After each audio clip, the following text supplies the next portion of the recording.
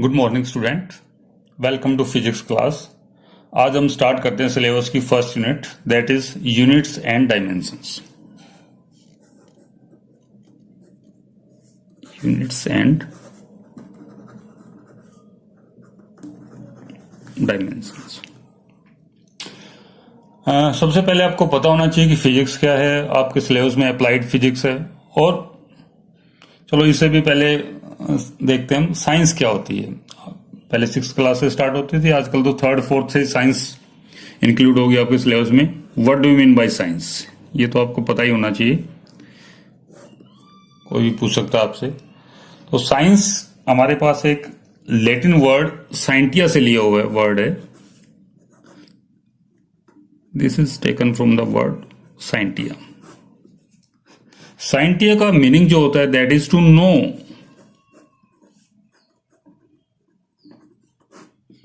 किसी भी चीज के बारे में जानना, that is called the science. आपका दिन रात कैसे बनते हैं उसके बारे में जानना, ज्वालामुखी कैसे फटता है उसके बारे में जानना, साइंस। इवन आपने डिप्लोमा में कैसे एडमिशंस लिया वो भी साइंस है, ठीक है। जैसे जैसे लेटर डेवलपमेंट हुई तो साइंस की डेफिनेशंस में भी हमने थोड़ा सा बदलाव किया। सिस्टेमेटिक स्टडी ऑफ एनीथिंग, और यू कैन से मैटर, और मैटर, किसी पदार्थ के बारे में जानना या किसी भी चीज के बारे में जानना। Systematic study of anything, that is called science.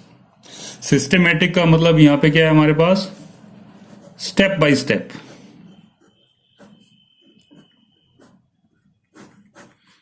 Systematic का मतलब है स्टेप बाय स्टेप स्टडी। जैसे आपके डिप्लोमा का ही ले लीजिए, आपका कैसे एडमिशन हुआ। पहले आप मैट्रिक पास किया आपने, जो मैट्रिक पास है वही डिप्लोमा में अप्लाई कर सकता है। पहले आपने ऑनलाइन फॉर्म अप्लाई किया, फिर क्या किया आपने, फीस भरी, जाके काउंसलिंग फीस भरी, फिर आपने काउंसलिंग कराई, रैंक आया आपका। रैंक के बाद आपने चूज किया कि हिसार एडमिशन लेना है, अम्बाला लेना है, कहाँ लेना है, वो चूज किया। उसके बाद आपके रिजल्ट आया काउंसलिंग का और आपका एडमिशन हो गया। उसके बाद आपने फीस का प्रोसेस किया और फिर आपका फर्दर एडमिशंस कंफर्म हुआ। तो यानी हर एक स्टेप बाय स्टेप है आपके पास, किस तरीके से आपका एडमिशन हुआ डिप्लोमा में। That is also science. तो किसी भी चीज के बारे में जानना, step by step, systematic study of anything, that is called science.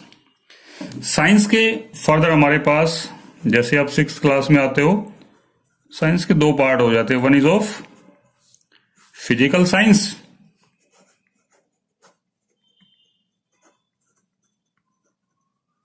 And another one is of life science. अब फिजिकल साइंस में आप 9th क्लास में आते हो तो 2 पार्ट फर्दर हो जाते हैं।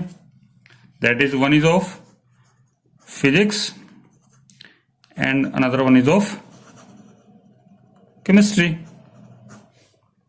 लाइफ साइंस के भी हमारे पास 2 पार्ट हो जाते हैं।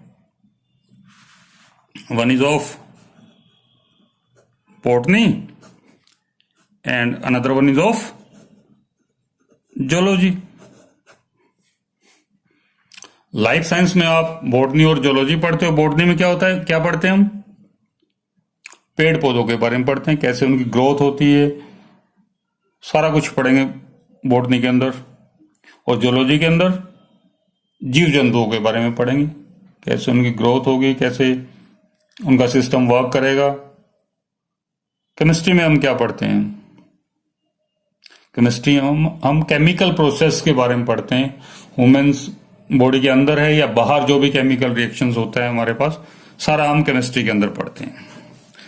Now come to the physics. आपका जो क्लासेस रहेगी फिजिक्स की रहेगी, हम फिजिक्स के बारे में पढ़ते हैं। तो फिजिक्स में हम क्या पढ़ेंगे,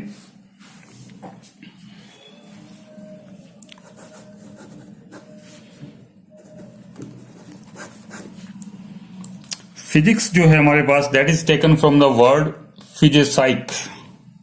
this is taken from a Greek word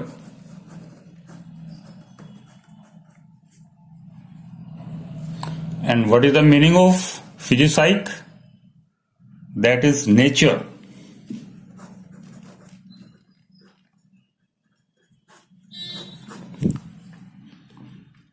In this universe, the most fundamental part of the universe is nature.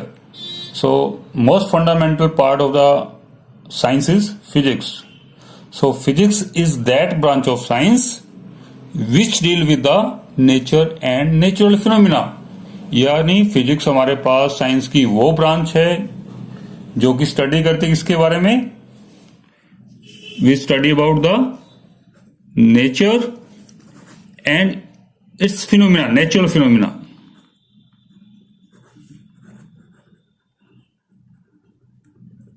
तो प्रकृति से संबंधित जो भी हम अध्ययन करेंगे that is called physics.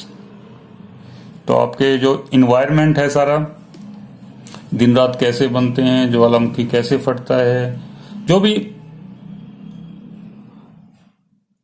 Newton's law के बारे में पढ़ेंगे, मास के बारे में पढ़ेंगे, ग्रेविटेशन लॉ के बारे में पढ़ेंगे, वो सारा आपका फिजिक्स के अंदर आएगा. यानी नेचर से संबंधित जो भी आप अध्ययन करोगे that is called physics. So physics is that branch of science which deal with the study of nature and natural phenomena. तो जब भी आप फिजिक्स के लॉ डिजाइन करते हो तो क्या होता है हमारे पास, फिजिक्स साइंटिफिक मेथड को फॉलो करती है जिसमें क्या होता है हमारे पास, which includes the verifications with experiment. यानी जो भी आप थ्योरी दोगे उसको आप एक्सपेरिमेंट से प्रूव करोगे. इसके बाद आपके पास जो फिजिक्स में आपके पास बेस्ट पॉसिबल एक्यूरेसी से आप साइंस को डील करोगे. Physics can also be defined as science of measurement.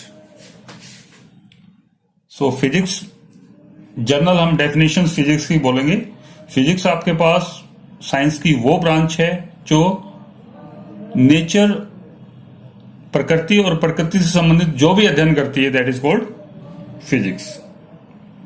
Further आपके पास नेक्स्ट है हमारे पास फिजिकल क्वांटिटी क्या होती है.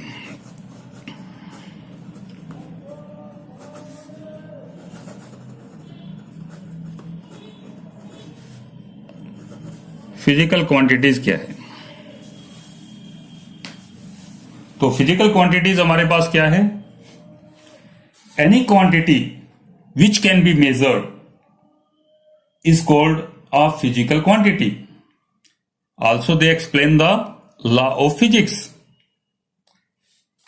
So any quantity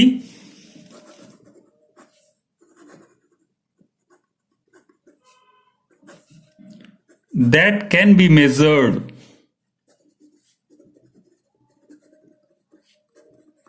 and it can also explain the law of physics.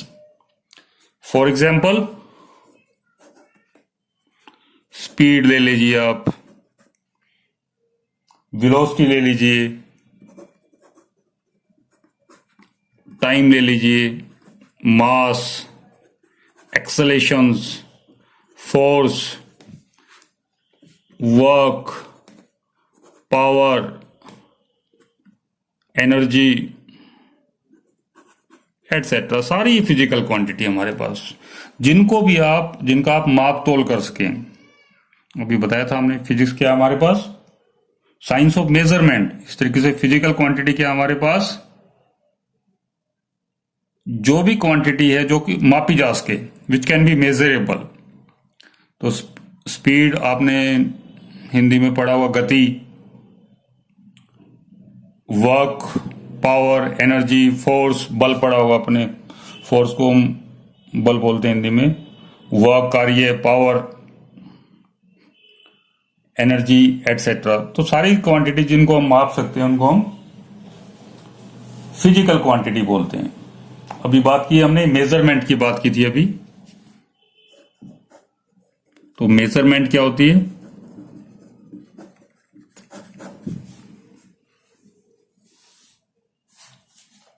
Measurement is the process of comparing of a unknown physical quantity with known physical quantity यानी किसी unknown quantity आपको suppose कीजिए black board की length major करनी है, तो किससे major करोगे आप? या तो मीटर स्केल से करोगे या सेंटीमीटर के स्केल से, जो कि आपको नोन है, जिस चीज का पता है आपको, उससे आप अननोन चीज को मेजर करोगे। तो मेजरमेंट का हमारे पास क्या है? मेजरमेंट वो प्रोसेस है जिससे हम किसी अननोन चीज को नॉन चीज से, नॉन थिंग से मेजर करते हैं। ठीक है, तो मेजरमेंट के लिए आपको क्या चाहिए? एक नॉन चीज चाहिए जिसका आपको पता है। तो वो क्या होती है हमारे पास? That is unit. तो यूनिट क्या होती है हमारे पास? The non fix physical quantity, the non fixed physical quantity is called unit. अब फिक्स्ड फिजिकल क्वांटिटी क्या होती है हमारे पास? The quantity is used as a standard for measurement is called unit. Mostly हम यही डेफिनेशंस बोलते हैं यूनिट की।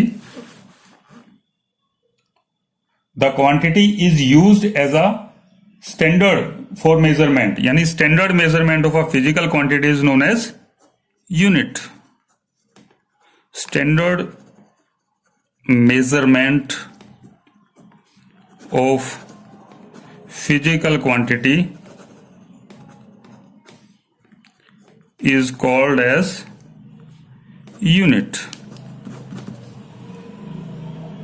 स्टैंडर्ड मेजरमेंट से हमारे पास फिक्स नॉन वैल्यू जो है, जैसे मीटर है आपके पास लेंथ में, सेंटीमीटर है, मास के अंदर आपके पास किलोग्राम है, पाउंड है, ग्राम्स है, टाइम के लिए आपके पास सेकंड है, हावर्स हैं, मिनट्स हैं, they are non physical quantity, और इससे आप अननोन को मेजर कर सकते हो। आप जैसे कि अभी आपको मैंने एग्जांपल्स लिया था, ब्लैक बोर्ड का लिया था, ये आपके जो क्लासरूम है उसकी लेंथ मापनी है आपने, उसकी लंबाई मापनी कितनी है, तो मान लीजिए वो किससे मापेंगे आप? मीटर स्केल से मापोगे। आइदर इट इज, ऐसे लिखते हैं हम, length of the room is length of classroom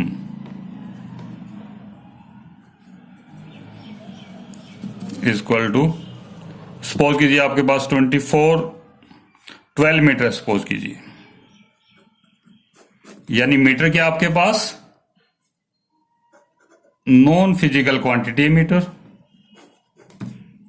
standard measurement है, इसको मीटर को क्या बोलेंगे हम? This is called as unit. और 12 क्या हमारे पास एक न्यूमेरिकल वैल्यू है, यानी एक मीटर को आपने कितनी बार रिपीट किया? 12 टाइम, 12 बार आपने रिपीट किया, तब क्या बन गया आपके पास? Length of the classroom. इसी तरीके से length of the black board भी या व्हाइट बोर्ड आप मेजर कर सकते हो। It may be 1.5 metre, 1.2 metre, sorry 2.1 metre. तो यानी कहने का मतलब है हम कोई नॉन चीज लेंगे, उससे अननोन चीज को मेजर करेंगे।